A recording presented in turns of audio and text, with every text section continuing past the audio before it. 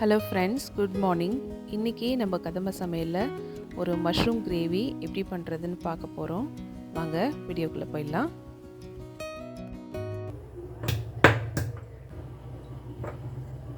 ரெண்டு டீஸ்பூன் எண்ணெய் ஊற்றிக்கிட்டேன். எண்ணெய் கொஞ்சம் காஞ்சதும் ஒரு துண்டு பட்டை, 2 ஏலக்காய், ஒரு அரை டீஸ்பூன் சீரகம்,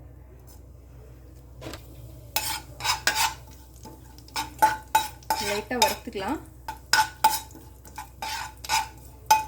வறுத்ததுக்கப்புறம் 2 பெரிய வெங்காயம், நான் வந்து வெள்ளை வெங்காயம் சேர்த்துருக்கேன், நல்லா பொடி பொடியாக நறுக்கி வச்சுருக்கேன், அதை வந்து இதில் சேர்த்துக்கலாம்.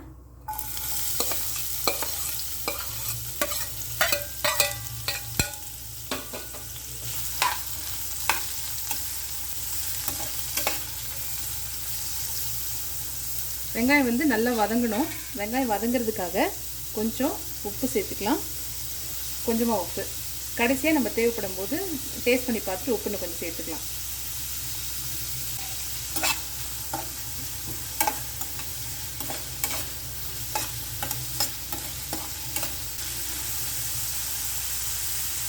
இது வதங்கும் போதே இது கூட கொஞ்சம் கருவேப்பிலை தழை சேர்த்துக்கலாம்.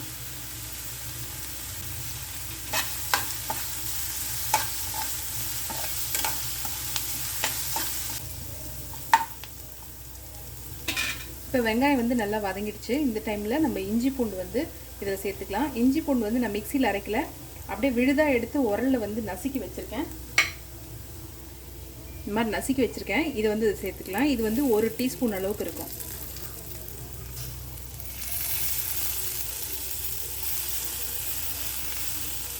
இது கூடவே 2 பச்சை மிளகாய் இந்த மாதிரி நீல நிறமாக கீறி போட்டிருக்கேன். இதை வந்து இப்போ நல்லா வதக்கிக்கலாம்.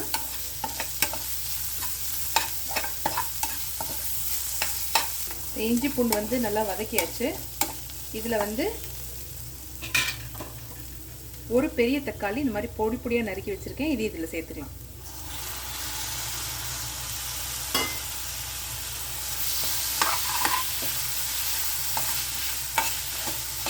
சேர்த்து எல்லாம் நல்லா மசிஞ்சு வர அளவுக்கு நல்லா வதக்கிக்கோங்க. இப்போ பார்த்தீங்கன்னா எல்லாமே எண்ணெய் தனியாக பிரிஞ்சு வர அளவுக்கு வதங்கிடுச்சு. இந்த டைமில் நம்ம அந்த மிளகாய் தூள் அந்த ஐட்டமெல்லாம் நம்ம சேர்த்துக்கலாம். 1/4 டீஸ்பூன் மஞ்சள் தூள், அரை டீஸ்பூன் கரம் மசாலா, 1/4 டீஸ்பூன் சீரகத்தூள், 1 டீஸ்பூன் மிளகாய்த்தூள். இந்த மிளகாய்த்தூள் வந்து நான் வீட்டில் அரைச்ச மிளகாய்த்தூள். இதே நீங்கள் தனியாக சேர்த்துக்கிற மாதிரி இருந்தீங்கன்னா அரை டீஸ்பூன் மிளகாய்த்தூள், 3/4 டீஸ்பூன் வந்து மல்லித்தூள் சேர்த்துக்கோங்க. இப்போ நம்ம போட்டிருக்க அளவு கரெக்டாக இருக்கும். ஏன்னா வந்து நம்ம 2 பச்சை மிளகாய் வேறு போட்டிருக்கோம், அதனால இந்த காரம் வந்து கரெக்டான அளவாக இருக்கும்.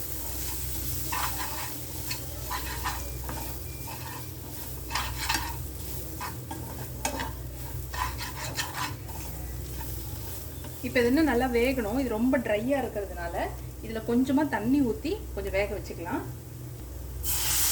சும்மா குறையிறது நெடியது, இந்த அளவுக்கு தண்ணி ஊற்றினா போதும்.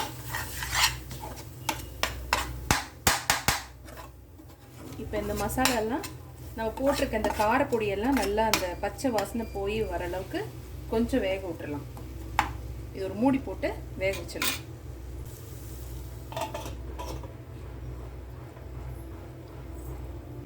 இப்போ இதை மூடி வச்சு 2 மினிட்ஸ் ஆயிடுச்சு. ஓப்பன் பண்ணி பார்த்துடலாம்.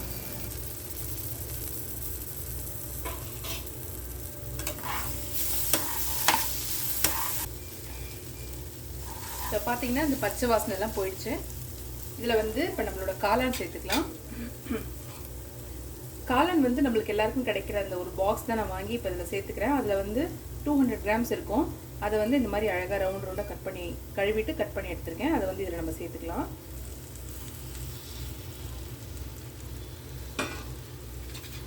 சேர்த்துட்டு இது நல்லா கிண்டி விட்டுட்டு அப்படியே நம்ம கொஞ்சம் வேக போடலாம். ஏன்னா காளான்லேருந்தே நமக்கு தண்ணி விடும், அதனால தண்ணி எதுவும் சேர்த்துட வேண்டாம்.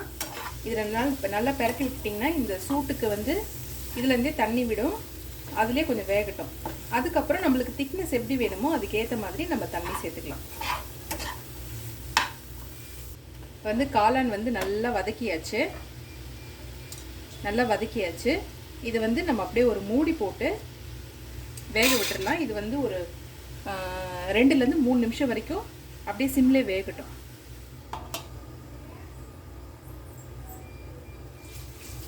இப்போ வந்து நம்ம இதை மூடி வச்சு 2லேருந்து 3 நிமிஷம் ஆயிடுச்சு. இது ஓப்பன் பண்ணி பார்த்துடலாம்.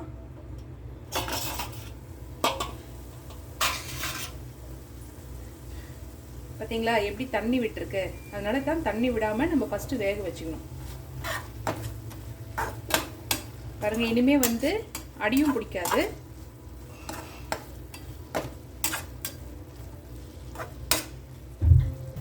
இந்த டைமில் வந்து நமக்கு தேவையான தண்ணி கலந்துக்கிட்டு உப்பு வந்து நம்ம செக் பண்ணி சேர்த்துக்க வேண்டியதுதான். ஏன்னா நம்ம ஃபஸ்ட்டு வந்து வெங்காயம் வதக்கும் போது தான் கொஞ்சம் உப்பு சேர்த்துக்கிட்டோம். அதுக்கப்புறம் நம்ம உப்பே போடலை. அதனால் இந்த டைமில் உப்பு வந்து செக் பண்ணி சேர்த்துக்கோங்க. எனக்கு வந்து இப்போ இந்த திக்னஸ் போதுன்றதுனால நான் தண்ணி இந்த அளவுக்கு ஊற்றிருக்கேன். உங்களுக்கு வந்து எந்த அளவுக்கு வேணுமோ அதுக்கேற்ற மாதிரி ஊற்றிக்கோங்க. ஒருவேளை உங்களுக்கு வந்து மசாலா நிறையா வேணும் அப்படின்னா இன்னொரு வெங்காயம் சேர்த்துக்கோங்க, நல்லாயிருக்கும். இன்னும் கூட கொஞ்சம் தண்ணி ஊற்றிக்கலாம். இல்லை கொஞ்சம் உப்பு சேர்த்துக்கிறேன். அவ்வளோதான், நம்மளோட மஷ்ரூம் கிரேவி ஆல்மோஸ்ட் ரெடி. இது வந்து இன்னும் ஒரு 3 to 4 மினிட்ஸ் வந்து வேகட்டும். இதில் அதே மூடி போட்டு ஒரு 3 to 4 மினிட்ஸ் வேக விட்டுறலாம். இப்போ வந்து இது மூடி வச்சு 3 to 4 மினிட்ஸ் ஆயிடுச்சு. இது ஓப்பன் பண்ணி பார்த்துடலாம். வாவ், பார்த்தீங்களா எண்ணெயெல்லாம் எவ்வளோ அழகாக தனியாக பிரிஞ்சிருக்கு. நல்லா சூப்பராக ரெடி ஆயிடுச்சு.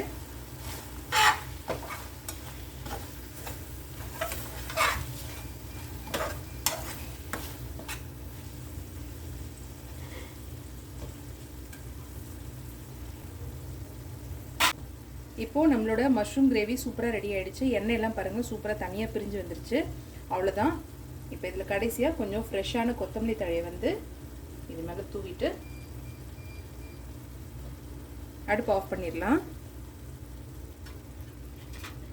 அவ்வளோதான், மஷ்ரூம் கிரேவி தயாராகிடுச்சு. இது வந்து இட்லி, தோசை, சப்பாத்தி, பூரி, ரைஸ்க்கு கூட ரொம்ப நல்லாயிருக்கும். இது எல்லாத்துக்குமே ரொம்ப சூப்பரான காம்பினேஷனாக இருக்கும். ரொம்ப ரொம்ப சிம்பிளான ரெசிபி தான். கண்டிப்பாக ட்ரை பண்ணி பார்த்துட்டு எப்படி இருக்குன்னு கீழே கமெண்ட்டில் மறக்காமல் போடுங்க. நம்ம சேனலை ஃபஸ்ட் டைம் பார்க்குற நண்பர்கள் மறக்காமல் லைக், ஷேர், கமெண்ட் பண்ணுங்கள். மறக்காமல் நம்ம சேனலுக்கு சப்ஸ்கிரைப் பண்ணுங்கள். இன்னொரு நல்ல ரெசிபியில் உங்களை நான் மீட் பண்ணுறேன். தேங்க்யூ.